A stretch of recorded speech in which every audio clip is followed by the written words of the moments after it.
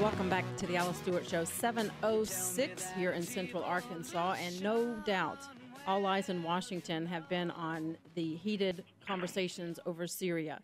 And yesterday, the Senate Foreign Relations Committee did vote to authorize President Barack Obama to conduct what they refer to as a limited U.S. military operation against Syria for their use of chemical weapons. As we know, President Obama drew a red line for the use of chemical weapons, and now he is trying to get everyone on board to show that he is now leading from the front, and he's having a difficult time with that. And here to comment on that, we have our Congressman Tim Griffin here. Congressman, great to have you here. Thank you for having me. I appreciate it very much. And you being a veteran, having served in the military, you speak very well on this issue, and you have been very outspoken on this in regard to your concerns and your apprehension at this point, given the developments, apprehension about moving forward on intervention in Syria. Yeah, I mean, first of all, the way that this entire situation has been handled by the president thus far over the last, not taking any sort of significant action over the last 6 months or so, and then in the last few weeks to go off script, establish a red line rhetorically, and sort of box himself in. And then it looked like that he was going to take action unilaterally without Congress. He got a lot of political backlash, and so he decides to go to Congress. That's sort of the context and the backdrop, which does not exactly inspire confidence. And then the president now should be coming with a plan that specifies what is our national interest, why precisely are we going to do what we're going to do at this time, what is our ultimate goal, and how does the proposed action help achieve that. And I don't think that the president has made a good case for this. I know he hasn't publicly, and the American people and Arkansans definitely aren't convinced. I've never seen an issue that brought the most liberal folks together with the most conservative like this one. It is almost unanimous opposition to the president on this. And look, the president's commander-in-chief. The president has the apparatus of the CIA, the State Department, the Defense Department, all of these different resources at his disposal. He's the one seeking authorization. It is his burden to have a plan. That's what the executive, the commander-in-chief, has the obligation to do. Sure, members of Congress can have ideas on how to best do some of these things, but he's the commander-in-chief with thousands of people under his authority, and he needs to be the one to lay it out and tell us what the plan is. And I just haven't heard it.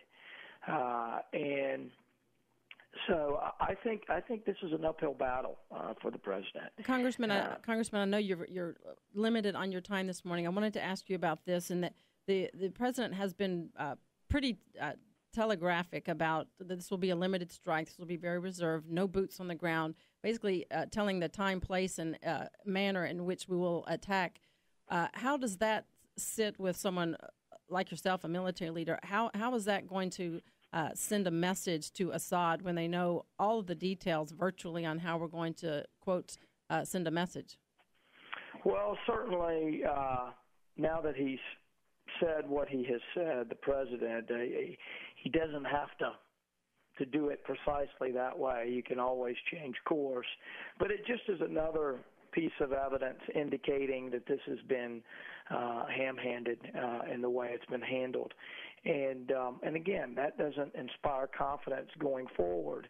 The other thing that strikes me as interesting and worthy of discussion is that a lot of folks say they're going to give him they're going to give the president limited authority. I would just say good luck with that, because the president said from the start he doesn't believe he even needs to come to Congress. And what does that tell you? Well, that tells you that he's doing it because he believes he gets political cover out of it. Right, and if things go bad, then he can blame it on Congress. I have one question for you, in that here we are, America, the world superpower.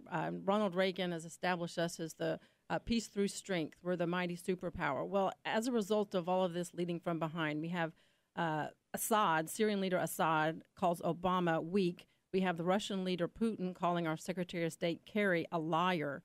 What does that do for America's credibility on the world stage? Well, I do believe, just as a general matter, that we are reaping what we have sown in terms of the damage to our credibility, and I think that has in large part to what the president has done in that region. The president, I was talking to some folks about Israel yesterday. The president has been less than the best friend of Israel that traditionally U.S. presidents are. He gave sort of what's been called by many an apology speech in the Middle East when we first took office, and has just been all over the board. And I think a lot of what we're seeing in Syria is the fact that for months nothing was done, and there was delay after delay, and only after the red line comment and he boxed himself in did he feel like he had to do something. So I'm still listening, but I'm a strong lean no at this point. I'm going to make a final decision after my briefing on Monday. But I can tell you that there are a lot of my colleagues in the House and Senate who it's going to be hard to get them to a yes on this one. It's just we just don't see what the president's vision is on it, and it's unfortunate the way this is all played out, but it's not surprising. Now, there's certainly no misunderstanding where you stand on that. A hard no at this point, and I don't see a whole lot changing your mind. Congressman Tim Griffin, thank you so much for your time. I know you have a lot on your plate, and look forward to talking to you next week as things unfold when you get back to Washington. Congressman, thank you. Thank you. All right. We're going to take a quick break and continue the conversation on possible intervention in Syria with Patrick Howley from the Daily Caller. More on how is America being viewed on the world stage. That and much more coming up on the Alice Stewart Show. When I count my blessings, I think